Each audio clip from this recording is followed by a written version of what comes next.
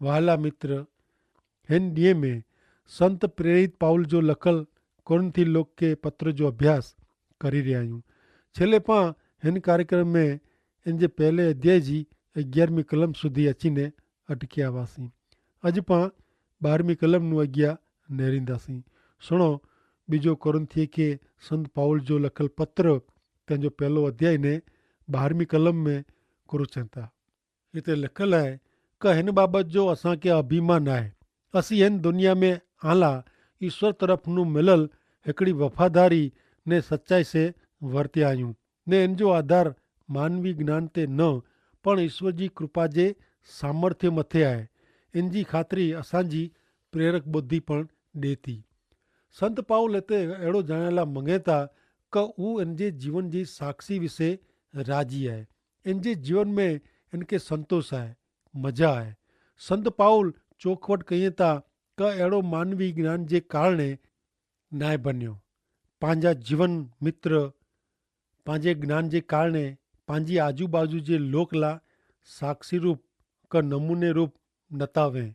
जो पंहिंजा जीवन ईश्वर खे ज़ाहिर कंदा वें, ईश्वर विषय साक्षी पूरे अहिड़ा बणिया वें त इन जो कारण उहो आहे कि पां वफ़ादारी ने ईश्वर जी इच्छा प्रमाणे निखालसता से ने सच्चाई से जीविया आहियूं। पाउल चवनि था कि ईश्वर जी कृपा से मुश्किली ने दुख सहन इन जे जीवन जी ही बाबत उपजाए आहे। ऐं न्यारियो नो मित्र, दुख ने मुश्किली ईश्वर जी दया आहे जेको पंहिंजे जीवन में अजायब जहिड़ा गुण लक्षण उपजाइए था। पां उहो गुण ॿिए साथे अरसपरस वहिचंदा वेंदा। बीजो कोरिन्थी पहलो अध्याय 13-15 कलम। ऐं वांचीने सम्झी सको एतिरी ज बाबत असीं आके लिखूं था ने मुंहिंजी आशा आहे कि हेवर ऐं जेको थोरो घणो सम्झो था उहो ऐं पूरी रीते सम्झंदा, जेથી प्रभु यीशु जे अचे जे ॾींहुं आन लाइ असीं अभिमान करी सघूं। अहिड़ो ज अभिमान ऐं पण असां लाइ करी सघो। ही मिड़े बाबति जी ख़ातिरी आहे तंहिं लाइ आऊं पहिला त आंजी मुलाक़ात गिने जी योजना निकी कई जेથી आके डबल आसीस मिले। पाउल कोरिन्थ वासीअ खे अहिड़ो चवनि था कि आऊं जॾहिं आऊं वटि पहली बार आयो तॾहिं आऊं आके आसीस रूप मदद रूप निवड़ियो न हो। ऐं ॿीहर आऊं वटि अचला मङा थो ने आके आशीर्वाद रूप मनायला मङा थो। 16 ने 17 कलम प्रमाणे। बीजो कोरिन्थी पहलो अध्याय कलम 16 ने 17। कारण मकदोनिया वेंदे टाणे ने होॾानू पाछा विरंदे टाणे आंजी मुलाक़ात गिनणी अहिड़ी योजना कई हुई जेથી यहूदिया प्रदेश जी मुंहिंजी मुसाफ़िरी लाइ मूंखे मदद मिले। हिन मुलाक़ात विषय आऊं तयारु नाहे कई। जॾहिं आऊं योजना कयां थो तॾहिं इन में कुरो आऊं स्वार्थ का मतिलबु ॻोतियां थो। हिकिड़े ज टाणे आऊं हा अचींदो ने अहिड़ो जणाईने तेरहीं ना नहीं अचां अहिड़ो चवां थो। पाउल आशा रखे में कि हू कोरिन्थ शहर अचींदो पण हू अञा आयो न हो। कोरिन्थ शहर में पाउल जा केतिरा दुश्मन अहिड़ो चवंदा हुआ कि पाउल पंहिंजो वचन पारींदो न, फक़्ति हू टोपाज ॾिए थो। पाउल ते हू अप्रमाणिकता जो आरोप रखंदा हुआ। एतिरे पाउल कोरिन्थ जे विश्वासी खे जणाए था कि पंहिंजो हक़ीक़त में प्रमाणिक हो। पाउल चवनि था कि हू जॾहिं हा चए थो तॾहिं हाज वे थी, हू जॾहिं ना चए थो तॾहिं नाज वे थी। विश्वासीअ खे अॼु अहिड़ा बने जो वे थो। विश्वासी जो कुछड़ू हा त हा ने ना त नाज हुअणु खपे। एतिरे कि विश्वासी खे इन जो कुछल पारियो खपे। विश्वासी खे पंहिंजी ॻाल्हि खे विड़गीरियो खपे। 18वीं कलम में पाउल चवनि था कि पहलो अध्याय 18वीं कलम, सचे ईश्वर जा सौ मुंहिंजो आके ॾिनल वचन हू हा ने ना में न हो। अहिड़ो कुलाए पाउल कोरिन्थ वासीअ खे ॾिनल वचन हा क ना में न हो। कारण ईश्वर पाउल खे ॾोरवणी ॾींदा हुआ। पाउल ईश्वर जी इच्छा प्रमाणे वो। 19वीं कलम में पाउल चवनि था कि कारण सिलास तीमोथी ने आऊं वटि ज़ाहिर करेल ईश्वर पुत्र यीशु ख्रिस्त खे हिकिड़े साथे हा ने ना ॿोए नाई पण उन्ही में ता मिड़े हाज आहे। प्रेसित पाउल जेको शुभ संदेश ॾिनो हो उहो गौरव वारो हो, हकारात्मक शुभ संदेश हो ने उहो हाज आहे। शुभ संदेश ईश्वर पाला जेकी क्यों आयो ऊ आहे। ऊ शुभ संदेश ऊ साचा समाचार आहिनि। पांखे विश्वासू ईश्वर मिलिया आहिनि ने ज़रूर ईश्वर पुत्र यीशु ख्रिस्त पण मिलिया आहिनि। 20वीं कलम में संत पाउल चवनि था, 1 अध्याय ने 20वीं कलम, क कारण ईश्वर जा ॾिनल मिड़े वचन ला ऊ हा आहे। तंहिंला ईश्वर जे महिमा ला पां यीशु ख्रिस्त मार्फते आमीन चवनि था। प्रभु यीशु ख्रिस्त में मिड़े हकारात्मक ज आहे। विश्वासी जे जीवन में ईश्वर जी ख़ासी ज इच्छा वे थी, भलाई ज वे थी ने हू भलाई ज इच्छे था। प्रेरित पाउल अॻियां 1 अध्याय 21 ने 22वीं कलम में चवनि था क ख्रिस्त जे असांजे जीवन विषय ईश्वर असांखे ने आके पण खातिरी ॾिए था ने ईश्वर जो पांखे अलॻि क्यों आहियो पाते उन जी मालिकी जी छाप आहे ने हू पाण ला मिड़े ज आहे। इन जी ख़ातिरी रूपे पंहिंजे हृदय में वासो करेला पवित्र आत्मा ॾिनो हुयो। पाण वटि विश्वासू ईश्वर आहे, सत्य ईश्वर ने चौकस सच्चा यीशु ख्रिस्त आई ने ते भेरो आंतर रिवास पवित्र आत्मा पण आहे। हिन कलम में पवित्र आत्मा जो संपूर्णपणे सेवा कम ज़ाहिर करे में आयो आहे। 21वीं कलम में पाण खे ही ॻाल्हि ख़ासि नेर लाइ मिले थी। ख्रिस्त में असांजो जीवन, यीशु ख्रिस्त में किन रीते पंहिंजो जीवन स्थापाजे थो। जॾहिं पाउल कोरिंथ लोक खे पहलो पत्र लिखे तॾहिं कोरिंथ जा लोक साव नबरा हुआ विश्वासी तरीक़े जे जीवन में ने तॾहिं पाउल पंहिंजे पत्र जे अंत में उन खे लिखे आहे क ऐं स्थिर ने मजबूत थियो ने प्रभु यीशु जे कम में लगातार लागू रहो। कारण अखे ख़बर आहे कि प्रभु यीशु जी सेवा लाइ ऐं जेकी करियो था उहो नकामो न आहे। अॻियां बीजो कुरिन्थियुनि खे पत्र 1 अध्याय ने 21वीं कलम में चवनि था क ईश्वर पण मुंहिंजा साक्षी आहीं क आते दया रखीने आऊं कोरिंथ न अचेजो निकी कयो। पाउल अहिड़ो चला मंगे था कि जब हू पहिला कोरिंथ शहर वियो हो त उहो इन जे पहले पत्र में जेकी कयवे उहो हुते वञी ने कयवे। आंखे यादि हूंदो कि जब प्रेरित पाउल कोरिंथ लोक के लखल पहले पत्र में वो सुधारण लाइ सूचना ॾिने आहे। पाउल उन पत्र में घणे कठिन बलण बताया आहे। पाउल हिते अहिड़ो चवनि था कि ज आऊं कोरिंथ आयो हो त आऊं आ साथे घणे कड़काई से वर्तियो हो पण आऊं आके मुझे कड़क वर्तन से बचायला मंगदो हो। आऊं निरेला मंगदो हो कि मुंहिंजी ॻाल्हि मनी ने ऐं पेंडज सीधो करियो था कनि।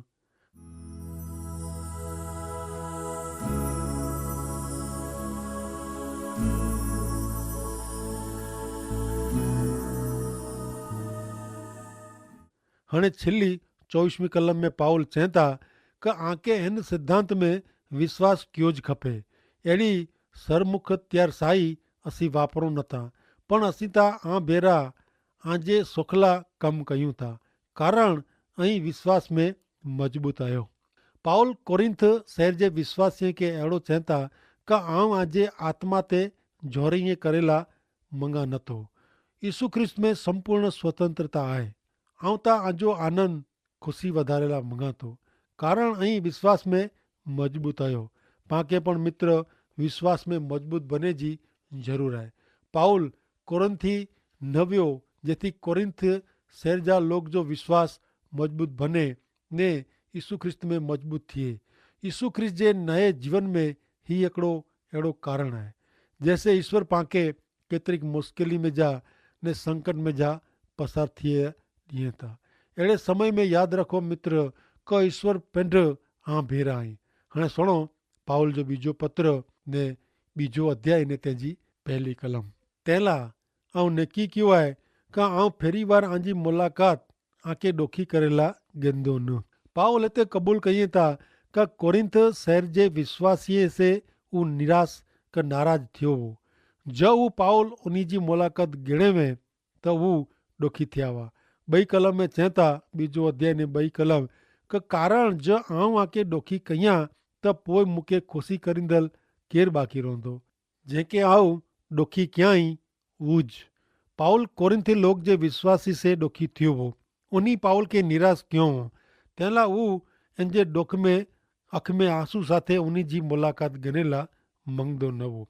पाउल कोरिंथ जे लोक खे कॾहिं पण रूं वारे वे तंहिं पोइ पाउल खे केरु ख़ुशि में रखे। हू मिड़े पिन पंहिंजी अखियूं जा आंसू लोसंदा हुए। बीजो अध्याय 3 कलम। आऊं वटि अचां तॾहिं मूंखे आनंदित करे में अहिड़े लोक सेज मूंखे ॾुखी थियणो खपे। तंहिं लाइ जो आके पहिलो पत्र लिखियो हो, पर मूंखे ख़ातिरी थी आहे कि जॾहिं आऊं ख़ुशि में आहियां तॾहिं आई मिड़े ख़ुशि में आयो। पाउल आनंद ने मज़ा से कोरिंथी वञण लाइ मंगदो हो। पाउल उन लोक जे समाचार जी वाट न ॾींदो हो। अहिड़ा समाचार कि पाउल इन जे पहले पत्र में जिन बाबति विषय उन्हीं खे लुठो हो उहो ध्यान में रखीने उन बाबति में सुधारणा कयो हुयूं। हाणे पाउल कोरिंथी लोक सामे पंहिंजो हृदय खोले थो। नेरियो बीजो अध्याय ने 4 कलम। आऊं आते घणे ज ॾुखी दिलि से आंसू सारी लिखियो हो। उहा खे ॾुखी करेला न, पण आऊं आते केतिरो प्रेम रखां थो उहो ई सम्झो तंहिंला। मित्र, अॼु जो लोक खे आख़िरी शब्द में उपदेश ॾिने में अचे, व्यक्तिगत अनंत जीवन में, सामूहिक जीवन में, कौटुंबिक जीवन विषय, पवित्रता विषय कड़क उपदेश ॾिने में अचे त लोक खे अहिड़ो उपदेशक, अहिड़ो गुरु, अहिड़ो बाइबल शिक्षक गमे खरो। घणे बार ईश्वर जे पवित्र वचन से ॾिने में आवल उपदेश लोक खे आकरो लॻे थो, कड़क लॻे थो। लोक खे लॻे थो कि अहिड़े उपदेश से दबाए वञे था। घणे लोग अहिड़ो मञे था कि उपदेशक धर्मगुरु खे अहिड़ो उपदेश ॾियणो खपे न। पण आऊं आके जणाए लाइ मंगा थो मित्र कि हिकिड़े उपदेशक ने वफ़ादार धर्मगुरु खे अहिड़ो उपदेश ॾियणो ज खपे। हाणे नेरियो बीजो कोरिंथीअ खे पत्र, बीजो अध्याय 5 ने 6 कलम। जो कोई कंहिंखे ॾुखी किए आहे त उहो मूंखे न, पण आ मीणी खे ॾुखी किए आहे। ऐं अहिड़ी व्यक्ति खे बहुमती से शिक्षा करियो, एतिरो घणे आहे। कोरिंथ जा विश्वासी लोग पाउल खे अधीन थिया हुआ। उन दुष्ट माण्हू खे उन जी संगत नूं परिया कयो हो। हू बरोबरु कयो हो। तंहिं पोइ जंहिंखे अहिड़ी शिक्षा करे में आवी हुई उन माण्हू खे बान आयो ने हू पंहिंजे पाप जो पछतावो करी पाप क़बूल कयईं ने हू पाप छॾी ॾिने। हाणे कोरिंथ जा विश्वासी लोक खे कुरो कयो खपे, उन खे उन माण्हू खे माफ़ कयो खपे। प्रेरित पाउल 7 ने 8 कलम में चए था कि आके इन में माफ़ी ॾियणी ज खपे ने हिम्मत ने उत्तेजन ॾियणा खपे, जेथी हू घणे ॾुख से हताश निराश थी न वञे ऐं इन ते प्रेम रखो था अहिड़ो इनखे जाणे लाइ ॾियो। अहिड़ी मुंहिंजी विनंती आहे। हू घणे ॾुख से निराश न थिए इन जे पाप जे कारणे न आहे, पण इन जो तिरस्कार करे जो चालू रखो त तैला इन जे खभे ते आंजो हथ रखीने आंजी संगत में फिरी थी इन जो आवकार करियो। बीजो कोरिंथी बीजो अध्याय 9 ने 10 ने 11 कलम। इन जे कारणे आऊं आके पहला पत्र लिखियो हो। मूंखे जणायो हो कि अहीं कसोटी में जा कई रीते पार उतरिया हुआ ने खरेखर अहीं मुंहिंजी सूचना के आधीन थिया आहियो कि न। जो कंहिंखे अहीं माफ़ करियो था त आऊं पण इनखे माफ़ी ॾियां थो। कारण जॾहिं आऊं माफ़ कयां थो, जो मूंखे माफ़ी ॾिने जी वे त उहो आऊं आला ख्रिस्त जी हाज़िरी में कयां थो, जेथी पां सामे शैतान जो हथ मज़बूत न बने। इन जी चालाकी से त पां माहितगार आहियूं ज। ऐं नेरियो मित्र, शैतान पां खे हिकिड़ी दिशा में क ॿई दिशा में फुगाइला मंगे थो। घणे बार शैतान पां खे ख़तरनाक बूंडाए तरफ़ पंहिंजी अखियूं बंदि कराइला मंगे थो। घणे बार शैतान पां खे अवरे रस्ते वारे थो। अॼु मानव समाज में इन जा घणे दाख़िला मिलनि था। हिकिड़ा धर्मगुरु महिला साथे ख़ासो वर्ताव कईंदा न हुआ। धर्मगुरु इन जे अधिकार जो गैर उपयोग करीने गैरलाभ कंदो हो। घणे जॻह में हू मुश्किलियूं बि कयवे। तंहिं छतां चौथी जॻह ते इन जा कारस्तान ॼाणंदा हुआ, छतां इनखे धर्मगुरु तरीक़े स्वीकारियो।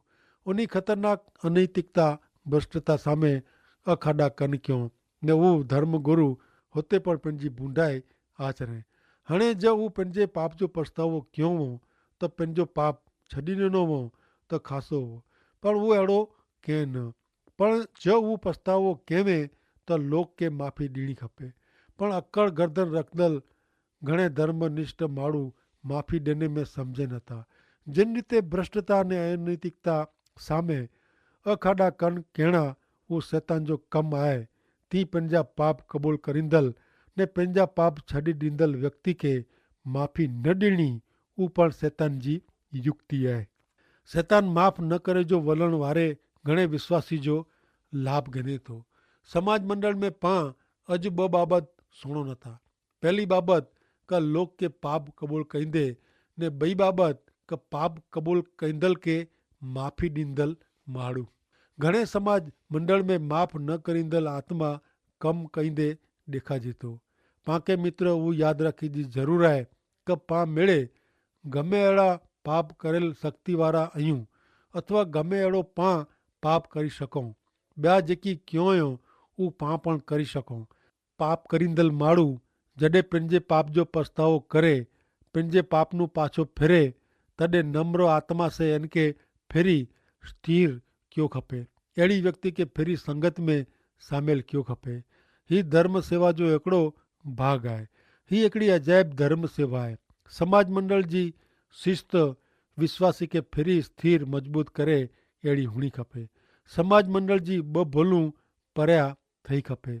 नरम वलण ने भुलूं न सुधारे जो वलण ने कड़क बनी पछतावो करींदड़ पापी खे माफ़ न करे जी जिद अथवा अकड़ाई शिक्षा जो पण समय वेतो ने दिलासो विसामे जो पण समय वेतो।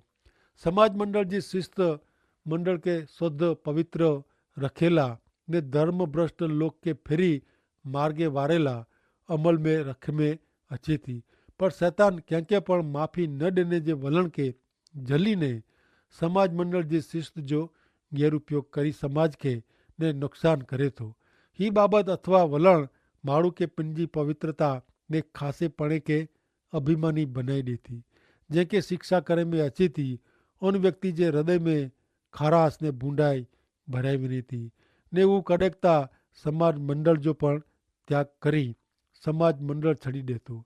पांखे उहो यादि रखियो खपे कि कोई व्यक्ति के शिस्त में रखे पुठियां अचे तैला पंहिंजो हेतु उन व्यक्ति के खासे मार्गे वारी फिरती स्थान में रखे जो आहे, न कि इनके ख़लास करी विझे जो।